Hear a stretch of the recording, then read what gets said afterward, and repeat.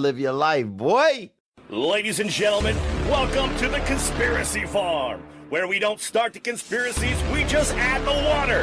And now, your host of the most state-of-the-art, most informed podcast on the interweb, I present to you Pat Miletich and Jeffrey Wilson. Ladies and gentlemen, are you ready for war? Yeah, rear naked choke of Cocker Spaniel, bro. You know what I'm saying? bro. Change the neighborhood up. Conspiracy Farm. Go. Check it out. 1, 2, 3, 4, 5, 6, 7, 8, 9, 10, 11, 12. Hey, we are back, locked and loaded for another episode. Boy, we were bringing the pain. Just got through talking to Greg Carlwood, the El Jefe over at the Higher Side Chats, and we have my boy back for another installment. Always want to chop it up with him, get some updates on how he's doing. He is a new dad, and he brought a tag team partner with him today. I am always, as you know, rolling with my partner in crime, UFC Hall of Famer Patrick Day Miletich. How we doing tonight, champ? I'm doing good. I'm drinking some coffee and ready to rock and roll, brother. Ah, sweet. Very. Little Joe. Well, like I said, he he's a good friend of mine. He's been so very supportive, and I know he's been busy as hell, especially with 2 new kids and keeping his podcast popping. Sam Tripoli, host of the Tinfoil Hat podcast. How we doing tonight, brother? What's up, gentlemen? How are you? Thanks for having me on. It's good to be back on the farm. Yes. Yeah, busy. 2 kids. It's chaos. And then, you know, it's very interesting because we're talking about little business in this crazy times. And, you know, Tim Dillon was talking about, you know, like the people who are flourishing right now are the ones who lived in chaos forever. My drug addiction times of like the early 2000s allowed me to work with no sleep with 2 babies, and my ability to. If you think that's bad, he already made 2 babies before the COVID friggin' sequester. Before we got locked in with our ladies, you think he had a lot of kids before? Wait till he comes out the other side of this one. There's gonna be so many COVID babies out there. It's gonna be crazy. And then I've just been, you know, really running and gunning on episodes, like really just cranking out on my Patreon. I'm putting out like 1 20-minute every day, and putting out like 3 episodes on Tinfoil Hat because there's just so many people. There's just so much to talk about that people are like coming out of the woodwork to do a show. So Right. I'm doing it a lot. Can we, not to cut you off, can we keep it clean? Because there's a lot of people watching right now that are very religious, and I want you to keep it clean, Sam.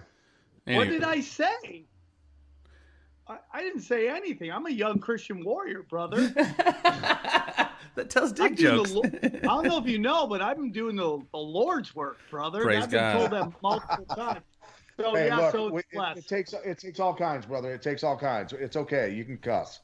Thank you, dude. You know I love it. And it's always a pleasure to talk to you, Pat. And Jeffrey and I talk daily, so it's good to be back on your guys' show. So thanks for having me, and thanks for having Tim on too. I appreciate it. Yeah, we want to get to your tag team partner you brought in today. Like you said when we were chatting, or even kind of before we got started here, you were saying obviously you wanted to come back on. You wanted to talk to your boy Tim. You guys met a little while ago and been having some awesome conversations on the Fed, kind of financial aspect of what's going on. If you don't mind, just talk to your boy here, Tim Picciot. Did I massacre that? That's pretty good. Tim Picciot. So Picciot. better than Wojnarowski, even though I do a daily show with him every day. So That's ridiculous. Well, you have 2 podcasts, right, Tim? Now I've got a few. So we just started to change the news about 2.5 weeks. Actually, we started the day everything started going crazy in the stock market. So we're up to 7,000 followers already on that on YouTube after about 2.5 weeks. I've got my own podcast called Liberty Advisor Show that's sort of on a little hiatus while we're doing a lot of other stuff. And also a contributor for World Alternative Media with Josh Segerson. So usually doing about 3 or 4 videos with him. I've been pumping out about 4 videos a day for the past 3 weeks. And my main thing is I just wanted to be able to document this ongoing financial collapse. So I started off doing Facebook activism, started a page. I got really pissed off at the Libertarian Party when they started talking about banning guns and I was like, you know, fine, I'm sick of this. So I started a page to try to promote Donald Trump, and within 2.5 months had 32,000 people following me. 4 years later, I have 31,000 people following me. They completely cut They off. took everybody from you. They chopped everybody away from you. Yeah, they do. They're doing it to me. My Twitter account's dwindling every day, and I get more followers every day, yet my numbers are going down. Yeah, no, it's insane, and it all happened. And this sounds crazy, and I do have it linked up. I don't know how to share my screen, but I had a fake news list go viral November 17th, 2016. It was only called fake news list, nothing else. And then it had about 30 different, fake news organizations in there. And I only listed one person by name. That one person was Paul Krugman. A year and a half later, Paul Krugman won the award for most fake news by Donald Trump. And so that's Krugman's always, dude. I recognize Krugman was a piece of shit when I was a senior in high school. Yeah, and I gotta say it's an honor to talk to Pat Milicic. I didn't realize that you're going to be on here today, and so I haven't listened to Conspiracy Farm before, so it's an honor to talk with you and to be on here. But I can get sorry. Was Paul Krugman the guy that just said that they found kiddie porn on his computer? Yeah. Is that the guy? Yes. Yeah. Yeah. He's a piece of shit. Unbelievable. He's been the liberal mouthpiece for economists for 2-3 decades now, and that piece of shit has continually put out garbage numbers and forecasts and everything else. He is absolutely 100% deep state. Luke, did you mention that your podcast? I mean, Tim, did you mention that your podcast with Luke Rudkowski? Did you mention that? I think people would love to know that because Luke is such a great reporter as well. And you two working together, it's going to be a really great podcast. For I sure. had Luke on my show, and Luke was really great. He stated my interview was better than Tim Dillon. So anytime anybody likes me more than anybody else, I think they're good people, even though I love Tim Dillon to death. But yeah, man, it's a great podcast. So I'm super happy to see what you guys get into.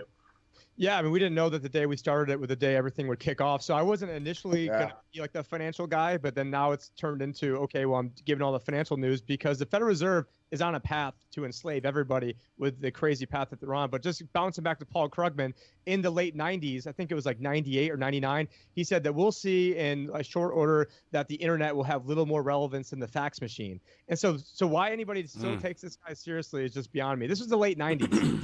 Like when Mnuchin, the Treasury Secretary 2 weeks ago, said from Jekyll Island, which is geo. Yeah. So stop right there. Sorry. Everyone. I just lost you guys for about 30 seconds and nothing recorded. Everyone in the United States, every senior. You're back. You're back. Yep. You're back. All right. Every senior in high school should be forced to read The Creature from Jekyll Island. I got my signed copy of Geo Griffin right there, baby. So yeah, we need to get him as a guest. I can hook that up for you. Is he still alive? Thank you. He is. Oh yeah, I'd like to get him on. He's the guy. He's the guy who interviewed Alex or whatever the KGB guy, the former KGB guy that I just posted something about him too. Yuri Bezmenov. He interviewed him back in the day about just how the communists are going to slowly creep on us. But Reserve would be the Federal Reserve would be ripped down brick by brick if everybody read that book. Yeah. It really is the biggest scam in the history of the world because, essentially, and I got to thank someone at Anarchapulco for helping me out with this analogy, but imagine if you're sitting on an island and there's only 3 people on that island. Let's say you've got a banker, a carpenter, and a maid, and let's say the carpenter wants to then take out $100 to go, build a new carpentry set or whatever. So he goes to the banker, and the banker takes that money out of thin air, types it up on his computer, issues $100. And let's say it's a 1-year loan, so you have 4% interest on it. Well, how the hell do you pay back $104 a year later if you only had $100 to begin with? So our money is not even money. It's technically currency. It's not money. It's currency. There's always going to be more debt because our money is debt. So in order to get debt and money into the economy, our currency, you have to create a treasury bill, bond, or note, which is a bond, root word bondage. And so it's to get us into this high-tech slavery where they realize, oh, we don't need to get rid of slavery. We'll just let the slaves walk around a little bit more. And I'm not talking about just black people. I'm just talking about everybody here. Yeah. We're just going to let them walk around a little bit more, think they're free, think they're underneath their own volition. And then we're going to propagandize them through television programming. And basically we're going to have this dumbed-down government school populace where we're going to be able to suck interest off and then eventually own everything because they can create money out of thin air, and now they're buying bonds. But I'm starting to get a little bit ahead of myself. But that's okay. But basically what you're saying is if all the debt was paid off in the world, money would not exist. Yes, because there's more debt than there is money. So if you used all of your money, you still couldn't pay off the debt. Right. And so that's basically sums it up is that once we paid off, if we were able to pay off all of our debt money would disappear. And it's such a bizarre, hard thing for most people to grasp. They don't understand any of this stuff. They haven't researched any of it. It's crazy to think that as a senior in high school, I wasn't taught any of this stuff purposely. Right. Hold on, Pat.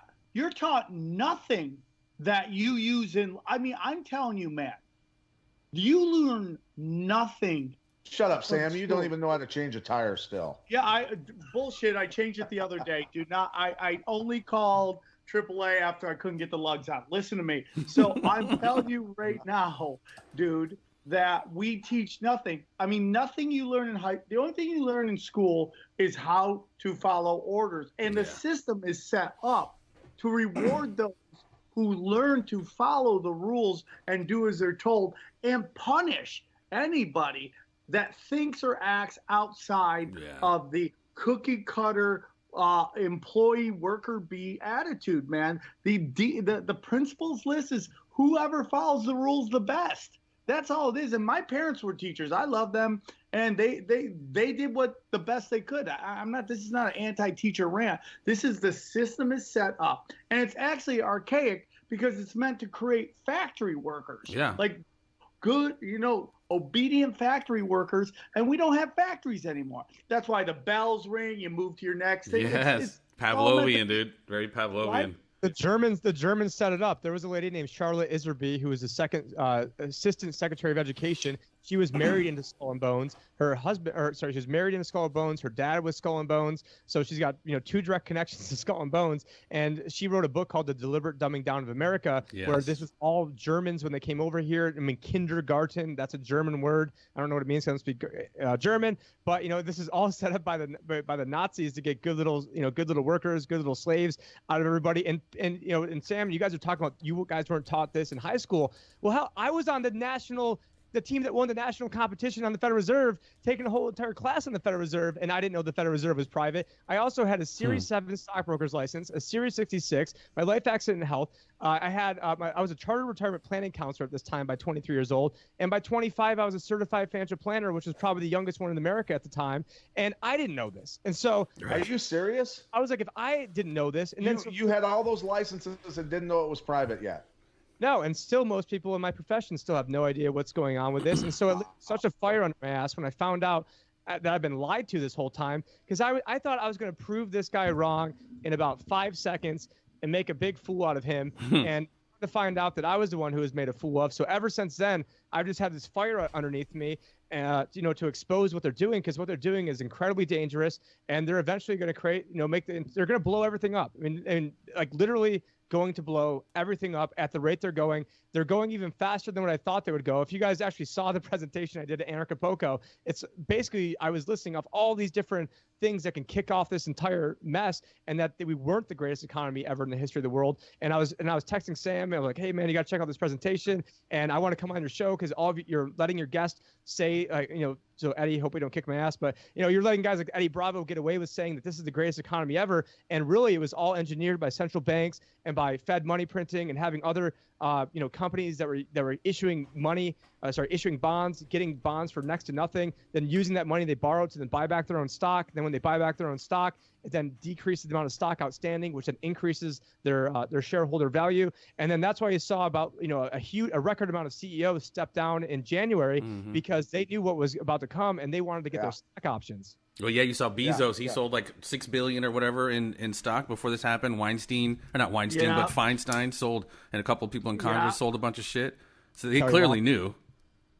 Yeah. So let's go back. I think it's important for us to go back to the beginning and say, okay, the Federal Reserve Act was written in 1910 on Jekyll Island off the coast of Georgia. 1913.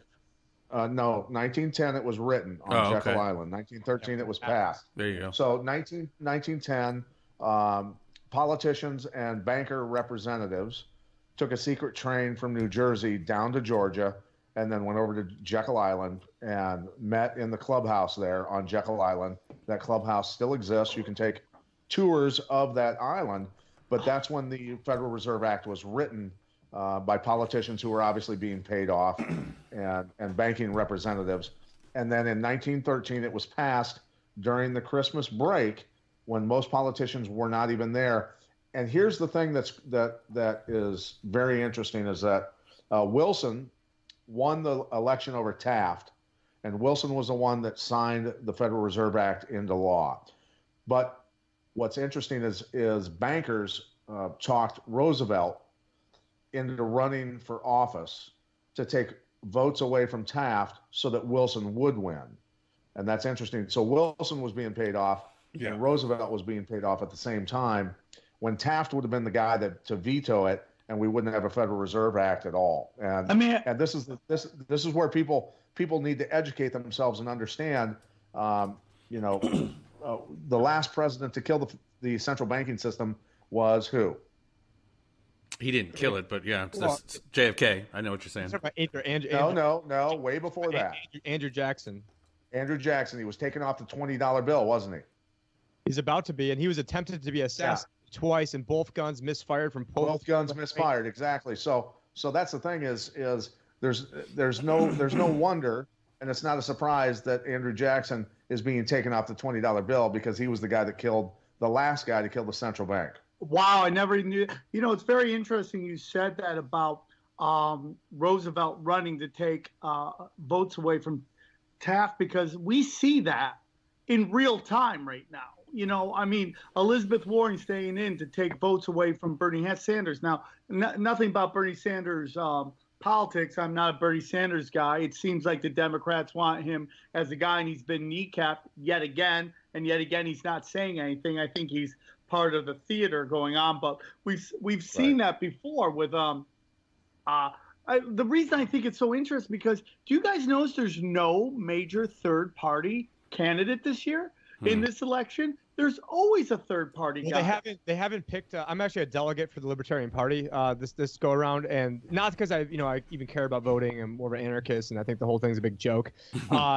But with that said, the guy that runs the Libertarian Party, complete deep state, absolute stooge, and it was my goal to try to get rid of him and try to recruit a bunch of other people. He's actually not running again now, so maybe I don't even have to go there. But anyways, with the Libertarian Party, so there's a guy named Jacob Hornberger who I'm really pushing for. There's actually a few good people. Kokesh is running as well. But yeah, so their nominating process isn't done until May. So after May, hopefully we'll hear more about it. I can get you hooked up with Jacob Hornberger as well. I did an interview with him about 2 weeks ago. Great guy. He's sort of like the Ron Paul 2.0.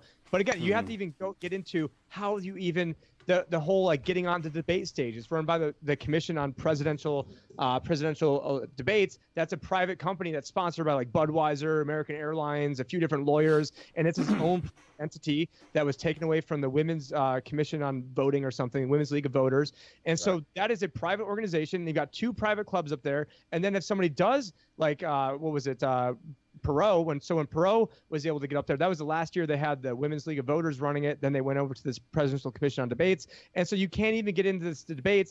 And then it's okay, well, even if you do get into the debates, and even if you are on all the ballots, well, then how do you even know they even counted your votes? Yeah. Through blockchain, they could fix it tomorrow if they wanted to. Dude, I 100% believe that these elections, at least some of them, are complete and utter BS. The results don't matter. It just dawned on you? No. But dude, Debbie Wasserman Schultz, Dianne Feinstein. It's not even, they're not even hiding. There's no way Debbie Wasserman Schultz won after she completely kneecapped Bernie and fucking fucked the Democratic Party but she wins. Well, and then they're not even hiding. The Jared Beck, who went in and basically was the representative for the plaintiffs when they sued the DNC. The DNC pretty much said there's no real rules that keep us from nominating whoever the fuck we want. We can go into a back room and decide whoever we want to run. Organization. Exactly. It's not a government operation. The DNC is a private operation. Yeah, and the dude that sued Debbie Wasserman Schultz went in there to serve him and then found him dead 2 days later. Sean Lucas. Yeah. Sean Lucas wound up dead. Seth Rich wound up dead. Those guys all not worked directly for Jared Beck, but those two were working kind of in that kind of capacity with some of that lawsuit stuff. But yeah, they both wound up dead. What are your guys' thoughts about what just happened with the Fed? I've been trying to find out. I want to hear all the information on that. I've kind of woke up today And Jeffrey's always pounding on me about trusting any of these fucking people. And I don't know, maybe because I just want hope that there's something different going on.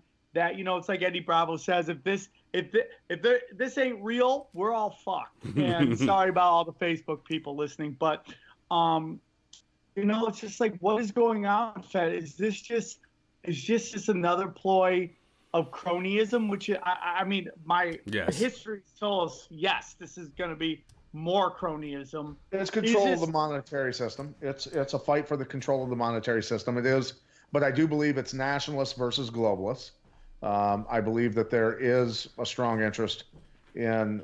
I still, no matter what, believe that there are white hats within the government that are fighting on behalf of the citizens. I think that there is if there wasn't a fight going on, we wouldn't even. This stuff would go through without a problem, right? So there are people within the government who are white hats who are waging a war against these globalists. So that's the way I feel about it. I think it's undeniable that is the case. Otherwise, we wouldn't see the fight taking place. Well, the fight is taking place, but the notion, again, I've used this euphemism. It's basically there were no white hats in the war between the Corleones and the Tattaglias, right? They both were kind of fighting for territory, etc.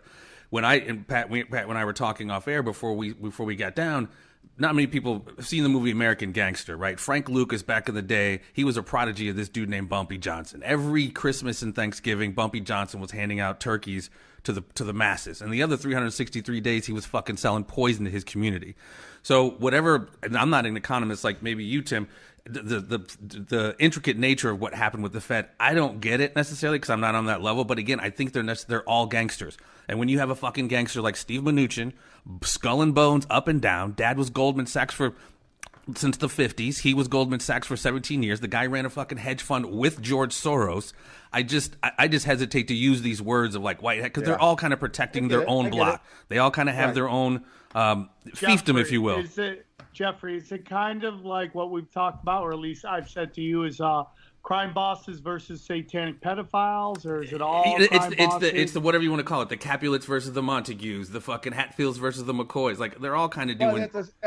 Yeah, I get it. And Jeff makes a great point. But at the same time, I think it's hard to compare mafia shitbags to military intelligence and people who have had moral lives for many, many years. I mean, I've worked with military and law enforcement for many years, and there are a lot of very moral, a lot of constitutional-based individuals within our government who are still in positions of power who are fighting for this. For sure, and I don't doubt that.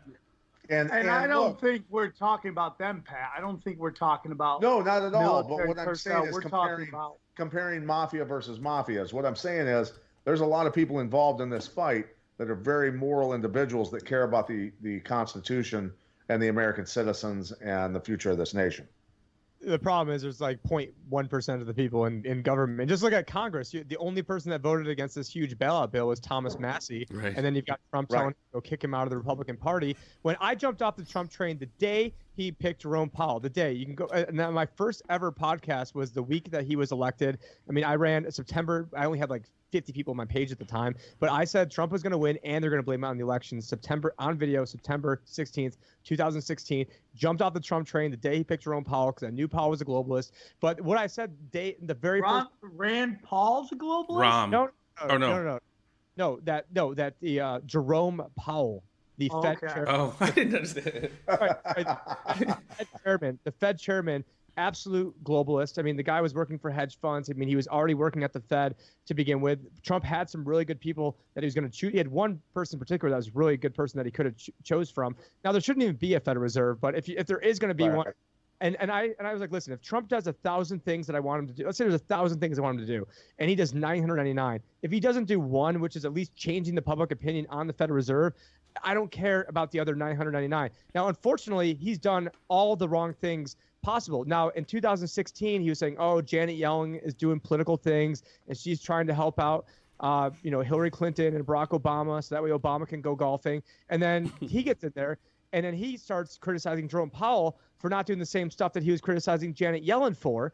And so, unfortunately, he's flipped the script. I mean, I also have, over here I've got 19 different quotes where he was talking about how the unemployment rate was fake and phony 19 different times. And one of the times he even said, I'm trying to find it, he said the unemployment rate is, where is it goes, you hear a 5% unemployment rate. It's such a phony number. That number was put in for presidents and politicians so that way they look good to the people. Now, I wrote an 18-page book called How It's Rigged the Economy on how they rigged the unemployment rate and how they rigged the inflation rate. And so to see him echoing what I was saying and then completely flip the script, because it's so hard to try to, like what Ron Paul was trying to, recruit people into freedom, and Bernie Sanders is just trying to recruit people into free stuff. It's a much harder sell to recruit people on freedom than it is on free stuff. And so with Trump, unfortunately, did the wrong thing. He tried blowing up this bubble even bigger. I think he was trying to do what he thought was the best thing, and he wanted to get America working, get people working again. But the problem is they were working in jobs that should have never been there to begin with, blowing up a big bubble,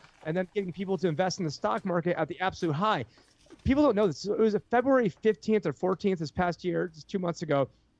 They were floating an idea of incentivizing people to buy stock. Josh Segerson and I did a video on this, and it said they were trying to give extra tax breaks if you're to buy stocks at the all-time high. And so they're always doing the wrong things at the wrong time. They're trying to suck people in. This was all predicated on Federal Reserve cheap printing, corporate buybacks. And the second that carousel stopped, I knew it was all going to tank, which is why I bought put options on the S&P 500 in January that went up like 600-700% just in the past 2 months.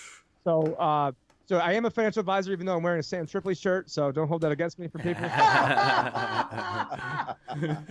Well, and hey, you're taking shots, Eddie Bravo, my shirt. Here's the thing. We had indications that the stock market was going to collapse this spring anyway, right? We saw that coming, almost a year ago at least. I mean, we've been talking about it for over a year, talking about banks circling the drain and a lot of other stuff that's going on, the derivatives bubble and people being over to the point where it was all just going to fall apart. So I want your feedback, and I can guess what you're going to say, but for our listeners, I've been saying all along that the pandemic is being used as cover to collapse the economy, collapse the monetary system, and start this thing over, whether we go digital currency or whatever the hell they end up with. But this thing is being used to collapse the economy so that politicians and the elites aren't drug out into the streets and shot in the temple. Yeah, absolutely, 100% agree. And I always thought the initial game plan was to get into a war with either Russia or China and then escape them to be the boogeyman. So they don't want to admit, oh, we've got a systemic problem that was built on a pile of crap to begin with, and oh, we don't want to address that. It was all the boogeyman over there, the Russians, or the boogeyman over there, the Chinese, or now it's the boogeyman. Oh, if it wasn't for this coronavirus, everything would have been going fine, when it wasn't going fine. Now, you touched on a lot of things there. So digital currency, that's also an area that I sort of specialize in when it comes to cryptocurrencies. So for me, I was a little bit late. I mean, still way before everybody else, but late to the game, picking up on crypto, even though I knew about Bitcoin at $1, because I thought it could be used to be the mark of the beast. And I'm sure maybe you guys have covered this before, but Bitcoin actually does have some pretty big ties to Bilderberg, has ties to the NSA, and what I mean by that, and I'm not sure if this is something you guys have covered before, but you have the head of the Bilderberg. So there's these core developers in Bitcoin. The core developers then formed a company called Blockstream. Blockstream got their initial seed money from a company called AXA. So Sam, being from the upstate New York area, you might remember in Syracuse, like the money towers. Yes. Those money towers got bought by AXA, which is a big French insurance company. The head of AXA is Henry de Castries. Henry de Castries is a multiple, I think 6-time Bilderberg steering committee chairman. So literally the steering committee chairmans of Bilderberg, his company is the one that put in 90% of the seed money. We're talking $55 million into Blockstream that then got the code Bitcoin. However, I think Bitcoin started getting away from them. There was also, the NSA had a white paper. Let me see if I can pull this up right now. It was called NSA paper 1996, How to Make a Mint, the Cryptography of Anonymous Electronic Cash. And so I think that this was put there to eventually kind of make it a big, cool thing, but it then started getting away from them. So crypto can be used as the most freeing thing ever for humanity, or it can be used to absolutely enslave us. Absolutely. And so I've always been trying to tell people, listen, it's going to go digital no matter what. 97% of this of cash is already digital. They're trying to have all this BS like, oh, don't take cash out of the banks because you might have coronavirus on your cash. Right. That crap going out right now. There's no $100 bills left in New York City. Just tons of craziness. And so the game plan is we're going to have this electronic like SDR type system. If I back that up, the SDR is the unit of the account that the International Monetary Fund uses to exchange money in between amongst themselves. Single drawing rights. Yeah, the special drawing right. I'm sorry, yeah. Yeah, so the special drawing right, and that's made up of 41% US dollar, 30% euro, 10% Chinese yuan, 8% Japanese yen, 8% pound sterling. Now, the day before Facebook Libras came out, I'm not sure when my camera's shutting off, but the day before Libra came out, I did a walk and talk with my dog predicting that I predicted that the underlying composition of Libra would be modeled after the special drawing right, and it was almost to a T modeled after that. So I think Zuckerberg got a little bit too far ahead of himself, tried playing with the big boys on a stage that they didn't want him playing on, but now with this digital dollar, they want to say, oh, it was a trial balloon, where I didn't think they meant to have it go through this time, but they wanted to have a trial balloon. So Coinbase, which is a big cryptocurrency firm, their former chief legal officer, starting today, April 1st, 2020, it's not April Fool's joke, is now going to be the head of the Officer of Currency Control. So the head of the currency is now a former Coinbase guy. So maybe and then Coinbase has Goldman Sachs ties as well. So eventually there's going to be like this goldmansachs.gov coin where they can track, trace, surveil everything you do, the digital mark of the beast. They find out that I'm on a podcast with all you guys. And okay, well, Tim, his social credit score is shot. Exactly. Social credit. Everybody's talking about social credit scores. That's the whole thing. You can't travel. You can't do this. You can't buy stuff at the stores. You can't, they take all your freedoms from you for believing or talking about the wrong things, anything against the narrative, right? Well, you think that's coming to America very soon. Yes. And I'm fucked. I mean, China's the beta test, dude. China is, as much as we say we hate them, China is the beta test. Social credit, digital. I mean, with the whole 5G, Internet of Things, all of that, the smart grid. We're just, I don't know how long. Tim could probably answer better, so but Bitcoin is compromised. Is that what you're saying, Tim? There are no heroes. Is that what you're saying? Dude, didn't Bitcoin get their initial rise from trading in people and guns and arms and shit? Wasn't their initial pop? No, I mean the initial pop was actually when Cyprus tried to have a bail-in and steal their money. But then you could also say with Silk Road, and I know I hooked Sam up with Lynn Ulbrich recently. So if you guys are interested in having her on your show, I can help you out with that. So the Silk Road was really kind of the first big use case of this and got it on the radar. When unfortunately, I do encourage people to go to freeross.org. We're trying to get him out of jail. Ross has been in jail for 7 years already. He's been hit with a double life sentence plus 40 years. For what? And it said for building a website. Then he built the Silk Road, then handed it over to other people. And the government realized this was such a threat that they wanted to just basically put his head in a pike. And it's a very tragic story. So in his 20s, he ended up getting a double life plus 40, higher sentence than El Chapo. It's because what it represents. So now there's other cryptocurrencies, not financial advice because I'm a financial advisor. So there's another one called Monero where you can't track it, you can't trace it, you can't surveil it. What's it called? Monero. Monero. Is it on Coinbase? No, but I can let you know offline how to get that. So or Ripple. I heard XRP Ripple was the next. Go ahead, Jeff. Sorry. I just heard XRP Ripple was one of the next ones that more commercial outlets are going to be taking. I don't know if that's true. I fired a client who sold their house and wanted to put all of it into Ripple. Ripple is like the bankster Bilderberg coin more so than Bitcoin, more so than okay. All the banks want to start digital currency though, correct? I mean, all of them. Yeah, and so you've got like an Ethereum alliance. You've got it's all the big banks have already been in it for several years, probably 3-4 years by now. And so something like Monero, I did an interview with this guy named Daniel Kim. He was this Asian dude dressed up in a suit, wearing he's a PhD from Harvard, Yale MBA. So not the type of guy you'd think would be talking about Monero. And then he's was given the use cases like imagine if you are paying your employees in Bitcoin and you're getting all your supplies in Bitcoin and everything you do is in Bitcoin. So if you have someone's Bitcoin address, you can see how much money's gone through there, where money's gone, not necessarily who it's gone to, but let's say you and your 5 employees, you all get paid in the same day. Well, you can say, well, hey, how come Bob over there got paid $3,000 more than I did over this period, or if you're a supplier, hey, how come we bought these widgets for $10,000 and we see these other widgets, you sold them over here for $8,000. So there are legitimate use cases of why you'd want to have privacy. About 2 or 3 months ago, Jerome Powell, the Fed chair, came out and said, yeah, we're looking into digital currencies. The Bank of International Settlements is saying the same thing, but he said it's not going to be decentralized. It's not going to be on a ledger where everyone can see what's going on, because they still want to have their black budget and being able to, run guns, to whoever they, do stuff to. Fast and furious. Imagine that. Well, and as far as the freeross.org and writing, Silk Road and all that, the website and stuff, it was obviously being used for drug sales, for human trafficking, for other things. So not human trafficking. Not human trafficking. No, they were very adamant that there was nothing that could hurt anybody on there. They tried to disparage him and saying that he was a hitman. The guy who they said they put a hit out on was Curtis Green. Curtis Green came out and said it wasn't him. Then the case is nuts, man. If you actually watch the case, it is straight up just they set the guy up and they took him out, and it is okay. So I'll dig in deeper on that. So he got charged and convicted in U.S. courts.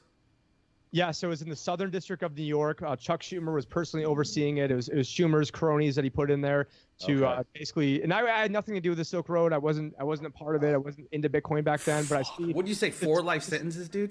2, double plus 40 years. And I just spoke to his mom yesterday, because she lives here in Arizona. I speak with her pretty frequently. And what they said was, if we do get a commutation and he's able to get out of jail, that they then said that he's under surveillance for the rest of his life, and then that they also put a $185 million lien on him, so any money he makes then has to go back to the government. But Dianne Feinstein can have a fucking Chinese spy for 20 years and still remain in Congress and be walking the goddamn streets, dude.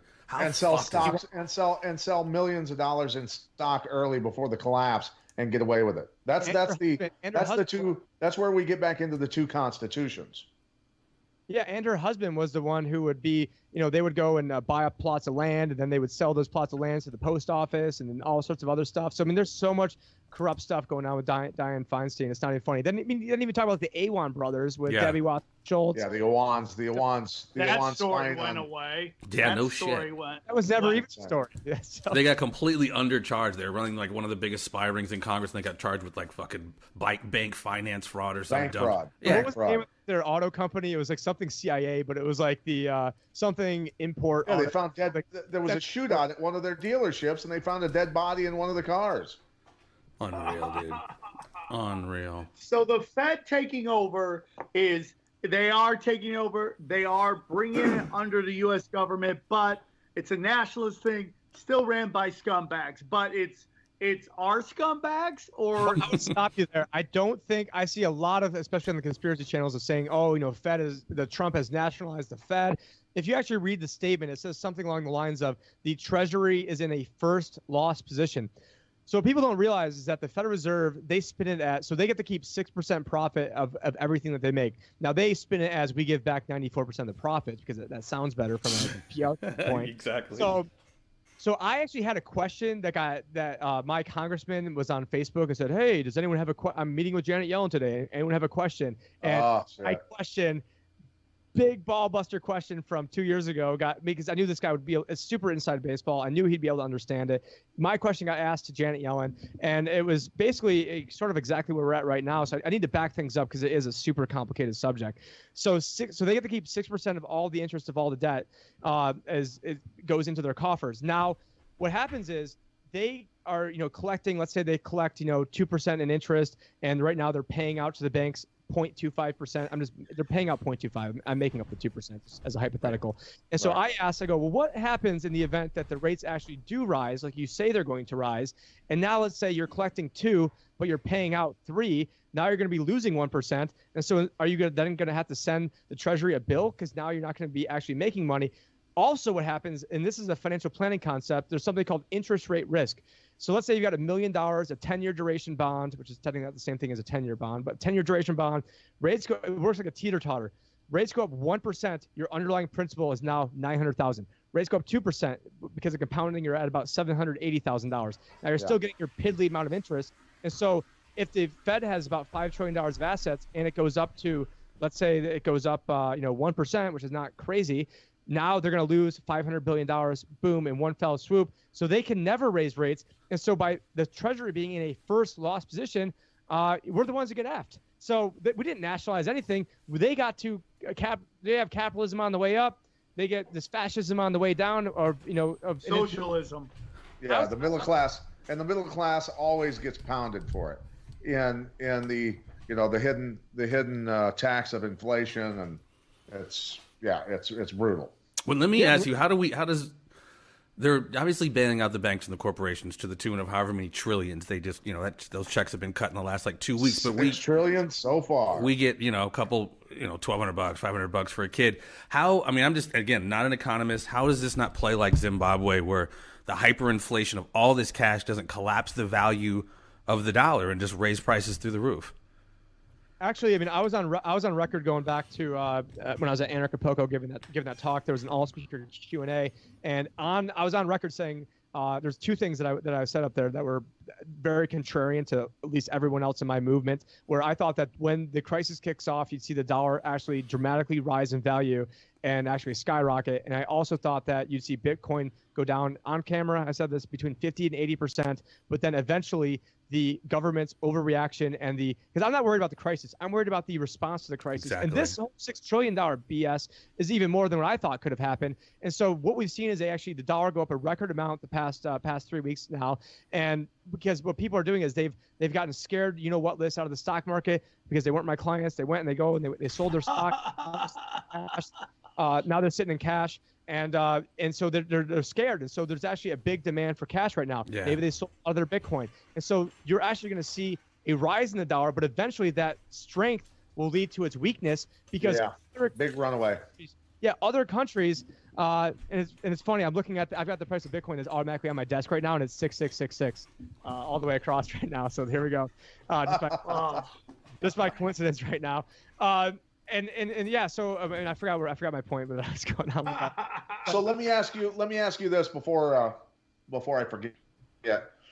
Before we were watching, the heavy hitters deliberately shorting paper, silver, and gold to keep the dollar propped up at different times. Silver and gold seems to be staying fairly low right now still. So is that still going on in your mind? Yeah, absolutely. I think right now people should use the manipulation into their favor, and not financial advice, but probably think about getting some more the silver. Not financial advice. I like the way you disclaimer. If you do want financial advice, you can go to my website, schedule with me right there, and you guys can get a hold of me there. But anyways, sure. Let's take a look at what the Fed has done just in the past 3 weeks. They've reduced rates down to zero. All right, everybody knows that. Now, this is not as well known. They've reduced the reserve requirement down to zero. What does that mean? The banks don't need to hold on to any of your effing money anymore, is what it means. It was 10%, and then because really this whole thing really kicked off September. Oh my God! Now they can just give out money regardless of if they have anything in the bank. And I can show you They never did. So they had to, for every dollar they could put out $10, right? Yeah. So this was a central tenet. This is a central tenet of my presentation that I gave at Acapulco, where they had to hold 10%. So let's say some banks have 9%, some banks have 11. No, it's not an inside joke, but no. So some banks have 9%, some banks have 11. The banks that have 11 will then, will then have to lend to the banks that only have 9, so that way they all have 10% overnight. What happened in September, right around the same time as that, phony Iran drone strike deal, the exact same day, actually, you had false flag. Thank you. Yep, you had the overnight lending rates for banks shot up to 10%. Now, what's very important about this is the rate that we hear about always is the Fed funds rate. Well, what is the Fed funds rate? Because people have no idea what it really is. The Fed's fund rate is if you are a bank and you are going to the Fed as a lender of last resort, that you then borrow money from the Fed. Now, nobody really does that in practice because they would borrow money from each other. Now, what happened is they didn't trust each other in September 17th. And so some banks were willing to pay 10% to borrow money from other banks rather than admit that they were I was going to say effed, but yeah. So rather than admit that they were screwed, because that'd be a big scarlet letter on them. So what they had to do is they were willing to pay 10 when they could have paid 2 because they didn't want to let people know they were in trouble. Then the Fed effectively said, okay, we're going to have a $50 billion a month program. Now, initially, back it up 2 years before that, and I had a podcast called The Perfect Storm is Brewing where I knew none of this could happen. So October 2018 is when the Fed started selling $50 billion of bonds a month. And I was trying to do the math over here. I mean, I went to government schools in upstate New York, so who am I to try to question the Federal Reserve? And so I was, wait, how are you guys going to sell $500 billion of bonds a month? So you're running a $1.2 trillion deficit of what the debt really went up. So between those two, you're going to have to issue about $1.8 trillion worth of new bonds. Who's the biggest buyers of the bonds? It's the Federal Reserve. Right. And now you're going to become the biggest sellers. Get out of here. Who's the second biggest buyer? China? Last time I checked, you're in a trade war with them. Again, the video was May 2018. Another one from 2016 because I knew that this was coming because they said it was coming. It was not like I'm some sayer over here. They said this is what we're going to do, and this is what we're going to do it. And I knew it couldn't happen, but it was all just a confidence game. I even had a presentation January 2017 to like the 50 people following me on YouTube. So I appreciate any love over there. It was called The Trump Effect and Why Good News is Bad News. All on video. The premise was that there would be so much optimism with Trump relative to Hillary that it would send the stock market soaring. The stock market going soaring would then give the Federal Reserve no more excuses to not raise rates anymore like they had for Obama. The raising of the rates would then pop the bond bubble. Then the Fed would then have to reverse course, all on video, and have to basically renege on every single thing that they said they were going to do. And so if we back it up to now, they said, okay, we're going to sell $50 billion of bonds a month. Now they're buying over $100 billion of securities a day, of mortgage-backed securities and treasury securities right now. So riddle me this: how do you go from saying we're gonna sell $50 billion a month to now having $100 billion every day? And how do you still have a job? And then why is Donald Trump then going and sending victory laps saying, "Attaboy, Jerome Powell, doing such a great job"? Well, Donald Trump is getting through more bullshit than any other president could have possibly gotten through because everyone wants to trust a plan. I mean, my initials are trust a plan. I mean. Hold on. So you're saying he's pulling bullshit or he's getting through a lot of shit? I mean, is everything just... He's saying people have faith in Donald Trump is what he's saying. I had a lot of faith. My daughter was born his first full day in office or first day without Obama, I guess is another way of putting it. And I was wearing a Trump shirt when my daughter was born. I had a 6'2" Donald Trump behind me at one point. I was, basically broke off relationships with family members, basically going through a divorce right now, all because of my, at the time, love for... Your wife left you because you were a Trump supporter? Well, no, she actually left me day one of the quarantine. We decided to split different ways. And honestly, Tim, it's like you're like a fucking birthday clown who just came and shit in my fucking birthday cake. I'm so sad right now. You made me so. You shit on Eddie Bravo. You shit on my shirts, and now you're shitting on any faith I have in anything going on in the world. I'm so sad right now. You've known better, brother. You've known better. I know. Listen, I know this. My instincts have always said, don't trust anybody in there. But maybe it's just because, like Eddie, you can say whatever you want about Eddie Bravo, and I love him to death. He's right on a lot of stuff. I'll say that, but. He always says, if this ain't the plan, we're all screwed. And you know what I'm thinking? We're all screwed. Well, and honestly, any of that, any of it, it appeals to our humanity, dude, because I think each of us is pretty well informed on the history and how dark this pit-sucking fucking evil is. And I would love to believe in this notion of all these roundups or whatever. I mean, believe me, man, we need to be rid of that type of evil. But just again, I mean, I'm not even going to list the things that have happened going back to the start of World War I, which was shady, or the sinking in the Maine, Gulf of Tonkin, Persian Gulf, all of it. It's all been based on bullshit, and there's been no accountability for any of it. And we're just seeing even more of it with like your Weinsteins or Feinsteins, etc. There's nothing new under the sun. These fuckers are getting away, not literally with murder, but some of murder, financial murder. Well, we just get some scraps and then thank them for it. Oh God, thank you for this $1,200. Oh, what's that? You just basically devalued the whole fucking thing. So by the time I get it, it's worth dog shit. Well, let's look at the math behind that 1,200. So if you divide, 6 trillion divided by, 350 billion, it works out to roughly every family of 4 is taking on $60,000 of debt to get $3,000. Now, it doesn't take a financial advisor to figure out that's a bad deal, but that's a bad deal. It's just funny money. It's like playing Monopoly with your kid brother who doesn't know the rules, and you just start just grabbing pink money and blue money and green money and just throwing it at him, and he's like, he thinks it's raining, and he just sold you the best property for nothing. I don't. We were playing the game of life the other night just because we're blocked in, and I hadn't played haven't played it for years. And literally, there's supposed to be one banker, but by the end of the game, we pick a card. Hey, take $70K from the bank. Like everyone's their own banker, like reaching into the bank individually. Like there's no one banker. We're all just kind of looting the bank, not looting it, but just taking what we wanted. So yeah, I mean it's crazy. I had this bad boy come in the mail today. It's a Trump Keep America Great money gun. Because Donald Trump is the money maker over here. I didn't put it out because I just got like that's hilarious. That's fantastic. So let's talk about look, the possibilities. Either Trump is part of this whole thing, and we've watched the greatest WWE show in the history of mankind, which Jeff. He's in the Hall of Fame. He is. Yes. Even beyond that, I'm telling you this, man. What if this is a psyop, like everybody's trying to say? And I'm not saying it's not.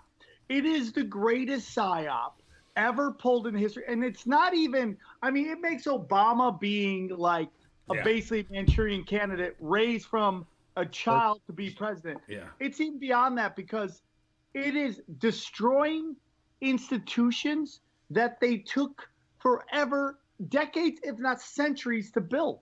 Okay? We're talking like the mainstream media. Nobody trusts that. Hollywood's dead. Nobody's watching this shit. Nobody trusts like celebrities. I mean, trade wars, the Paris climate change, all this stuff that they have been building forever has gone out the door. Well, that's the thing. That's what I want to say is given all of that, if this is something that, if Trump's part of this whole thing, and we're going to end up with digital currency and tracking and social point systems and everything else, we're in big trouble. But is there in your mind the possibility that this whole thing ends up being Trump killing the Federal Reserve, which he's alluded to several times, mind you, in passing, even before he was elected, but it was only in passing. I think he, if he is the white hat that he claims he is, didn't want to get shot. And that is a big play as well. So there is that. And he alluded to again today about children being rescued internationally and being back home in America with their families. So I'm just saying, what if, and I want your feelings on that. I actually think that he is trying to do good things and doing what he believes is the best thing. But he got in there, realized, hey, you know what? There's a lot of craziness going on that I'm sure you and your audience, everyone here, obviously knows about the stuff they can pull. Just like a JFK, and he got in there, wanted to do good things. And thought, hey, if I go in there, and this was literally episode number 1 of my podcast, was if he goes in there and starts. I don't care if we elect Jesus. I mean, look what they did to him. But there's no way to stop the economic storm that's coming. But instead of first victim of the deep state, Jesus was the first victim of the deep state, bro. Yeah, that's Jeffrey Wilson's quote right there. Absolutely. So if he went in there and started, trying to do like a Ron Paul and the Fed type thing and use the bully pulpit to begin with, it would then tank the stock market, tank different financial markets. He'd get the blame. Now, he was going to get the blame no matter what, no matter how it shook out. Yeah. But instead, what he did is he wanted to then make it to one more election, run on, live by the sword, die by the sword. The main thing I've been pissed about him is that I wanted him to go in, have everything collapse, and have Trump pick up the pieces. I did not want to have the DNC or, any one of these clowns pick up the pieces because, what is it? You got like the Cloward and Piven strategy of, we need to, overload the system and then have everything collapse and rebuild America in their own image. So I think he was trying to do good things. Things got away from him. He just wanted to get people working again. And then maybe the second term he wanted to do what really needed to be done, but he's not going to get to a second term. Again, you don't think he's going to make it to a second term? Within 40 days of him being elected, I was on record saying he's not going to win. When my grandfather staged an intervention with me of October 2016, saying I was an idiot for going around telling everybody that Donald Trump has a very good shot of winning. And I was wearing Hillary prison shirts on flights over a dozen times. I wanted Donald Trump to be a good guy, and I think he. There's certain things like, you got in there and you got rid of the Paris Climate Accord. Good. I expected you to do that. You got rid of all this other stuff. Good. That's why we put you in there. But, I think he wanted to do good things. It's gotten away from him.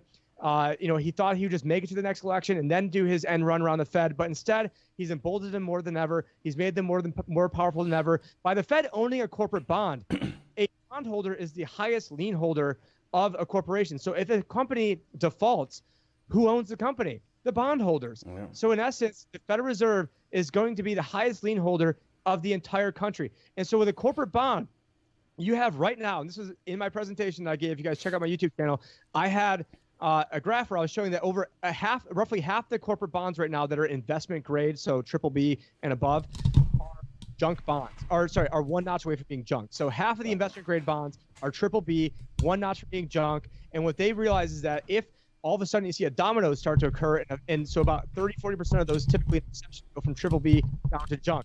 If that were to occur, there would be layoffs and devastation that this country has never seen before. So what the Fed did is they went in and started buying ETFs. So one in particular, not financial advice, called LQD.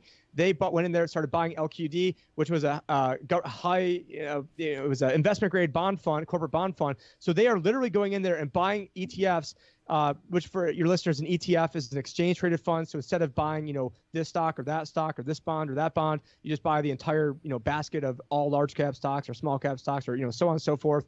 In this case, bonds. And so they're going in there, buying the bonds, owning the bonds, and then bailing out the bondholders who basically, for lack of a better word, were owning dog shit, and they get their dog shit paid back to them, everything they had at 100% level. So not only at the level they bought it at, but whatever the highest level is, they get all that money paid back to them. That's complete cronyism. That's complete fascism. When you have this, people call it communism, but when you have the merger of the state and corporation, which is, when you have the Federal Reserve start owning, companies, they are now starting to buy stock as an end, not directly. What they're doing is banks can pledge stock as collateral and get cash.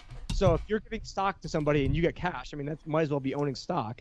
And so they've sort of end run around that. It's just complete craziness. And people criticize the channel that Luke Rudowski and I are doing. They're like, we don't need to hear about this financial stuff every day. Well, guess what? This is the most important issue in the world. Sorry that I'm a little worked up, that I'm pissed that I'm a slave, that Sam's new daughters, that they're both slaves. Both my daughters are both slaves. What'd you just say, dude? My girls are freedom fighters, dude. Fucking Ghost and Ninja, baby. Yeah, they're slaves, bro. They're slaves. Off the grid, bro. With so Uncle in the end, though, in the end, though, because of all of this, the Federal Reserve basically owning, everything, and us each being in debt $60,000, Trump still has the ability to kill the Federal Reserve, does he not? True. Okay. So he has alluded to it several times, and I am still clinging to that small glimmer of hope and light coming through the shade in my window right now, that he will do that just before the election, and people will realize that he is the white hat that we thought he was. But there is doubt there, a huge amount of doubt, considering all the things that he's done. But is he trying to save the country and being smart? Look, he's a brilliant guy. Is he doing all these things and being the globalist player all the way up till the bitter end and then kill their ass? I mean, I hope so. But that's what I'm saying. Is there anything indicating that at all? But it's possible. Is what I'm Many saying. things are possible. Many things are possible. What's probable? Don't stop believing. Hold on to that feeling. Sam, you're a comedian, not a singer. Stop that shit. Yeah, I thought that was funny. Patrick J. Yeah, I mean, there was a tweet he had in 2016 that really first put him on the radar for me in terms of the Fed, when there was an audit of the Fed bill. And of course, when the Democrats are in, the Republicans kill it, and the Republicans are in, the Democrats kill it. So anyways, that doesn't surprise anybody. So Ted Cruz missed the vote on audit the Fed, and Donald Trump tweeted something along the lines of, such an important vote, I can't believe that Ted Cruz would miss such an important vote. And then he goes in there and starts, has all these quotes about how Janet Yellen is doing political things. And then he goes in there and starts doing all the same political things that he criticized her about. Now, my name for Ben Bernanke is actually Osama Ben Bernanke, because I think is a financial terrorist and has caused more problems to this country than even Tim Osman, his real name. But, Tim Osman, yes. Old Alan Greenspan didn't really help back in the old Clinton days necessarily either. Alan Greenspan was actually sounded a lot like me, and he was a guy that they brought in to then take away one of their biggest oppositions. And he was like a big-time mathematician back then. He was a big-time gold standard guy, echoed a lot of the same sentiments I'm saying right now. But he got in there. Now his excuse is, oh, well, if I wasn't the one in there running it, they'd have somebody else doing even worse things than me. So that was his, mental gymnastics that he used.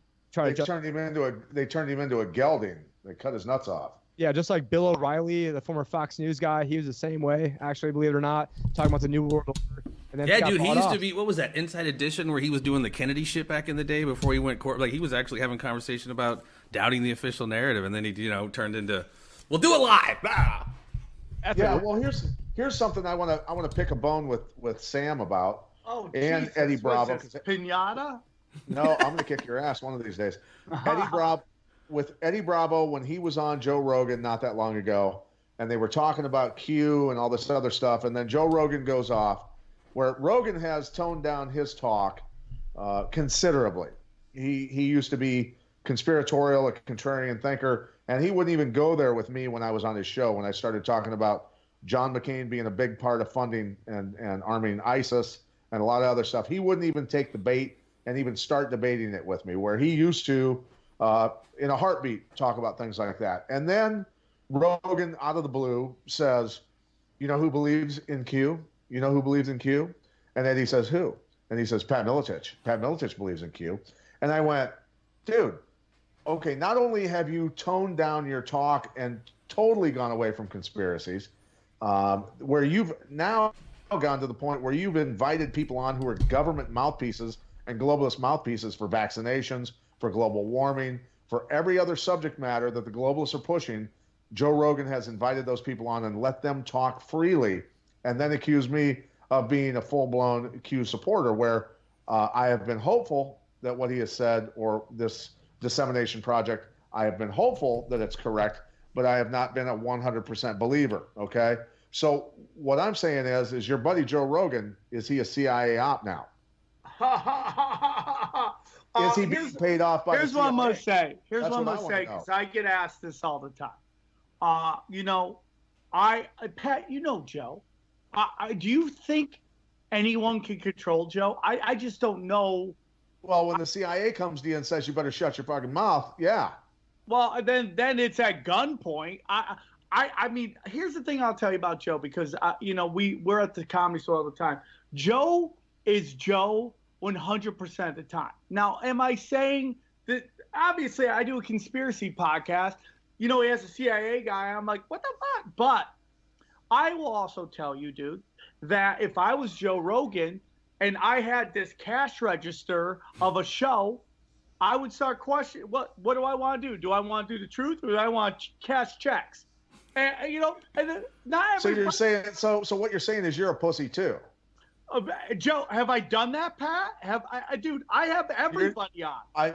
Hey, listen, I'm busting your balls. I know, but it's a weird thing, because I haven't been on Joe Rogan's show in 6 years. And to be honest with you, it's fine with me, because I know we just get on there and argue the whole fucking time. So I know that Joe is a smart man, like a very smart man. Sure, absolutely, 100%. And I mean, I'm not trying to condone it, and Joe Rogan doesn't need me to defend, and I'm not getting mad at you, Pat. This is for people listening. It's like, Joe's gonna do whatever Joe wants to do, and Joe puts out one tweet, he sells out the forum.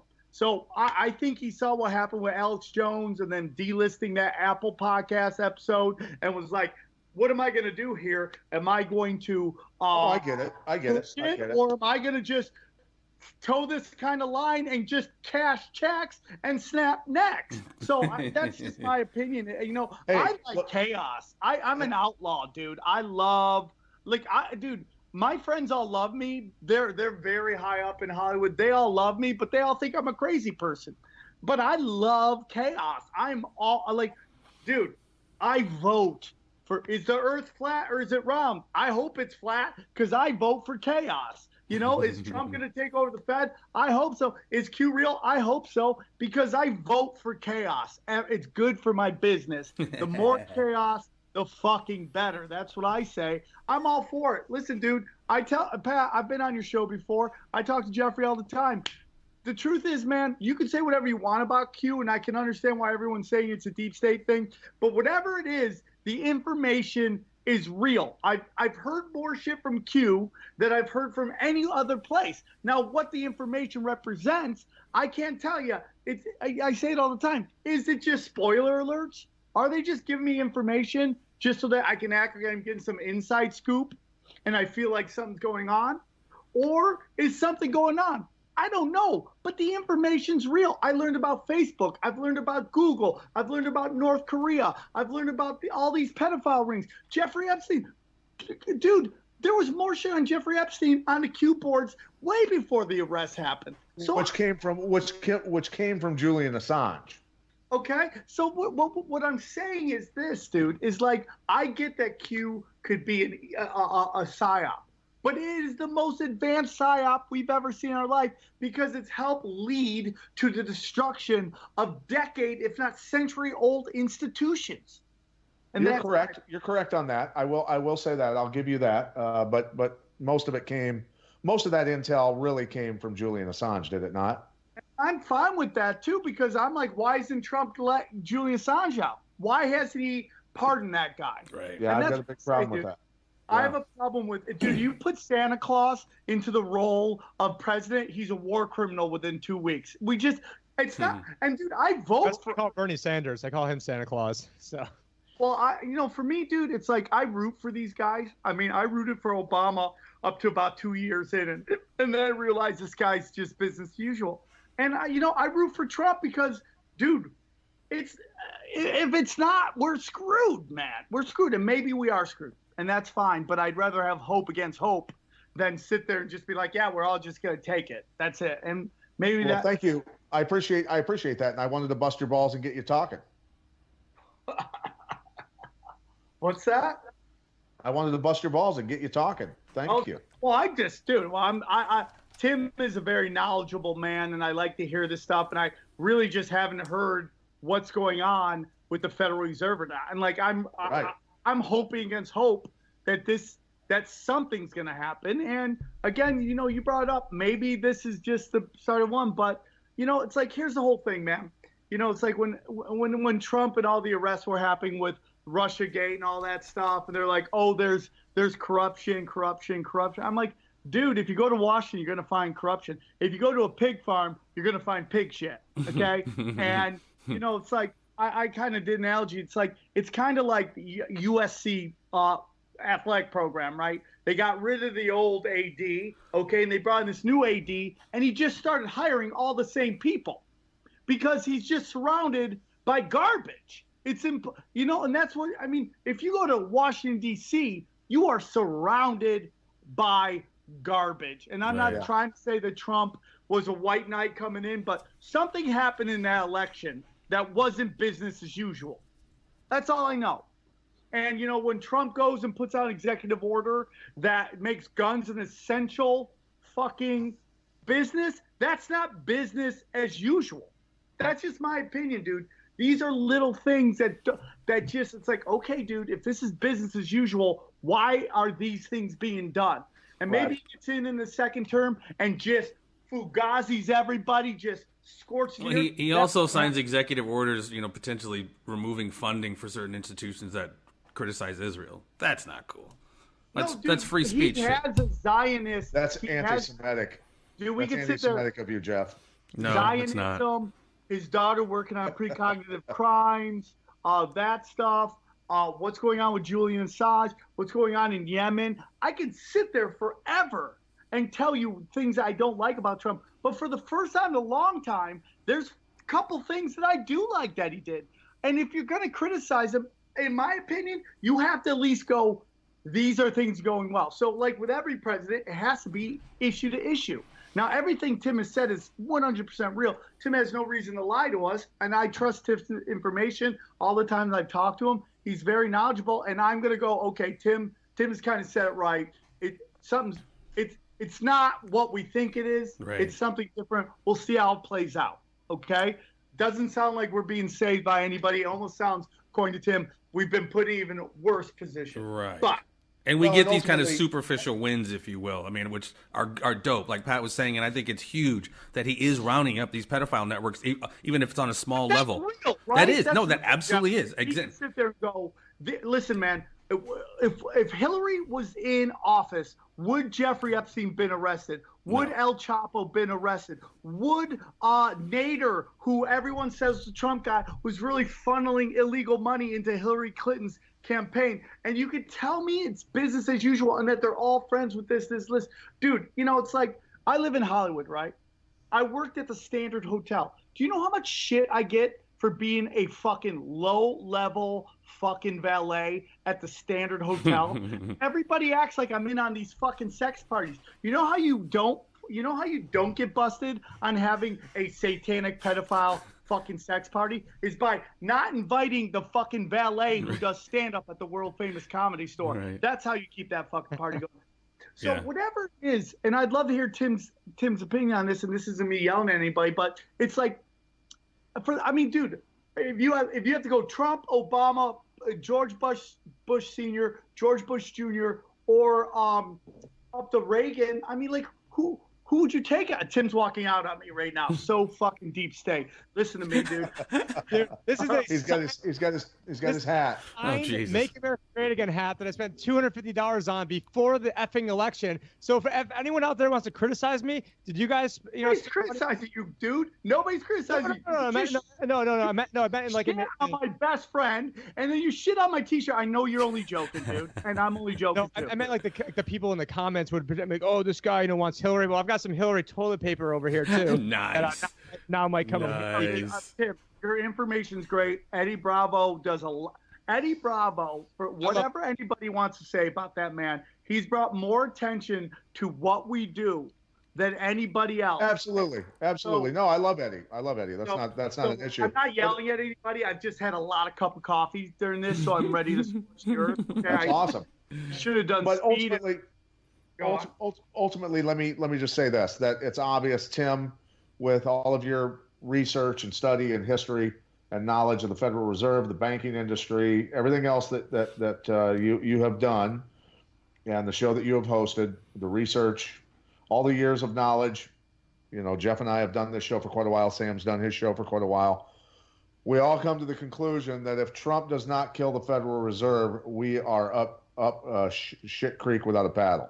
Yeah, I'm sorry. I have no illusions that he's going to do that. None whatsoever. I'm saying that if he does not kill the Federal Reserve, we are up shit creek without a paddle. And even if he does, there's no easy button to just go, reverse course and everything. Sure. But if we don't do this, it's going to end up being way worse off. And maybe the 4D chess aspect of it is maybe he's just like, fuck it, we're going to go bankrupt anyway. So why don't we just print as much money? Because the Federal Reserve is going to end. This is the third Federal Reserve. Now the first one is the First Central Bank of America that ended in 1812. The real reason the British came down here and burned down the effing White House is because they're the ones that ran it. And then when the charter got revoked, that's why they came over here. We'd already mentioned about Andrew Jackson. He was attempted to be assassinated twice. Both guns misfired. The guy said it was wealthy Europeans that put him up to it. Then you had Abraham Lincoln, who said, I have an army in front of me that's the South. I have an army of bankers, European bankers at my rear. I far more fear the army at my rear. Boom, he was taken out. JFK legalized silver as legal tender. Boom, he was taken out. So this is a high stakes game. But if you bring it back even further than that, and a lot of your listeners probably know this, but how this whole thing started is you had the Bauer family over in Germany. The Bauer family was also teamed up with the Oppenheimer family, and the Oppenheimers were like, well, hey, instead of just being goldsmiths and lending gold to every Tom, Dick, and Harry, why don't you start lending money to princes and kings and governments? And so then the Bauer family had a red shield in their door. Red shield in German is Rothschild. That's the Rothschild. That's the Rothschild family. So then they went over to there's a German prince that wanted to buy English bonds. The Rothschilds said, okay, we'll invest in English bonds. They never took that money and invested it. They found out Napoleon, and obviously skipping over a lot of stuff here, they found out Napoleon had lost the war. They spread a rumor through carrier pigeons saying that they had won the war, took the British stock market almost down to zero. They came in with money that they had from the German prince, bought up the entire stock market. Then when everything went back up, they got in cahoots with the royal family to then run the Bank of England. Yep. And then the Rothschilds sent their 6 sons out to like Frankfurt and Vienna and all the major banking, started all the major banking dynasties. And then you fast forward, their agent in America was Alexander Hamilton, which is why he's deified here in America. And that's obviously the Cliff Note version of how. That's why Aaron Burr plugged his ass, right? Yeah, I mean, so Aaron Burr should be a hero, but instead we've got plays on how great Alexander Hamilton is because he's the Rothschild agent. Yeah, dude. Yeah, and that's the thing. I love these conversations. I just gotta say, these are the best conversations. I don't know why people would sit there and watch the news when you could have some black belt level discussions like this. Right. No, the news is full of shit. we're actually digging into the real stuff, and elaborating on what Tim was saying, as far as the Rothschild family and how they were, they controlled everything, both sides of war. Obviously, we've talked about that before, where you hear the term the bankers' wars. During that war between England and Napoleon, the Rothschild wagons that were carrying gold were never attacked by anyone because, well, they were carrying the red shield on the outside of them. Everybody knew, don't touch that wagon. Do not touch that wagon, bro. Yeah, and then he also said, I care not who makes the laws. As the head of the Rothschild family, I care not who makes the laws. I only care about who controls the money, and I control the money. This is all about control. It's all about money. None of this. The Federal Reserve. There is no reason to even pay taxes. And now go pay your taxes. I don't want the IRS because they can print money. Yeah, we can print money, but it's about control. It's like the Bug's Life. This isn't about the food. It's about keeping those ants in line. Yes. Huge, so man. Here's another angle to Trump being a white hat. The delay of 3 months on paying the IRS, bro. Right? Yeah, these are little things I don't. Yeah, I'm just saying that's another angle of killing the IRS, killing the Federal Reserve, all that. We're going to delay it 3 months. Too bad for you, IRS. Again, just more superficial cosmetic shit, which, Tim, what you've broken down is really kind of what Tim has broken down, I think, is the essence of this. I posted the other day. This goes beyond any one president, any one administration. This is a program that's going to play out over several years. Sam, I know you got a dip. You got your babies. Tim, you guys both shout out where we can track you guys down. And we obviously, Sam, you're welcome back anytime. Tim would definitely love to get you back, too, as this stuff plays out. Where can we find you guys? Tim, you go first. Yeah, I've got a YouTube channel that I just started promoting because I was doing everything on Facebook and then, kind of got disheveled off of there. So I only have 1,000 subscribers. I just got to it. So it's Tim Picciot, the Liberty Advisor. Got tons of fire on there. Also doing Change the News with Luke Radowski, and then you can find me at World Alternative Media. But the big one, my own personal one, is going to be Tim Picciot, the Liberty Advisor, thelibertyadvisor.com. If you're interested in becoming a client, if you want to find out how I only lost 5% for my clients this year and then made 25 last year. I was trying to get on Sam's show before everything went down, but it's better late than never. And I really appreciate you guys having me on. It's been awesome. We'll have you back on for sure. I appreciate you, Tim, even though you did shit in my birthday cake. But no, you were great. And these are the conversations I like to have. I like that. I'm not here for having comforting truths. Comforting lies. I want to hear unsettling truths. And again, dude, I appreciate this conversation. You can find me on all social media at Sam Tripoli, Tripoli. You can find Tinfoil Hat with Sam Tripoli. Wherever you listen. My YouTube page finally got back up and it's cooking with a little gas. I also do a sports podcast called Punch Drunk Sports. That's one of the longest running comedy sports podcasts. And go to samtripoli.com. You can see my 2 specials live from the Viper Room for free at samtripoli.com. And my new YouTube only show, Broken Simulation, drops on Friday. Sweet. Much love, you guys. Absolutely. Jeffrey, I love you very much. Back at you. I love you very much. Anytime I can talk to both of you guys are great. And I'm glad Tim could get on. You guys could see what kind of black belt shit he's got going on. Yeah. I love when the tribes all come together. Damn straight. And so anytime we can do this, I'm always available. Absolutely. And thank you, Sam. Thank you, Tim. And I want to close with this if I can, Jeff, and then you can take it home. A good friend of mine, Tony Seymour from the Seymour family, the great wrestling family from Bettendorf, Iowa, left this quote for us. Gold is the money of kings. Silver is the money of gentlemen. Barter is the money of peasants. But debt is the money of slaves. Norm France. Smurfly. Words to live by. Well, again, the reason sign behind me says King's Ransom. So it's a show that it's not our money. This is the money of the crown. We have to borrow our own money into existence. And so, yeah, well said. There's a lot to this, ladies and gentlemen. And again, I want to thank you guys for your time, Tim. It's been very helpful to kind of cut through a lot of this nonsense, especially about the Fed and the financial implications, et cetera. Patrick J., love you, brother. Sam, love you too, my man. And peace and so much love, guys. Pleasure. Until next time. Take care, guys. Thanks Absolutely. for everything. Great show. Thanks so much. Appreciate you guys. Peace and love. There will always be more out this bitch.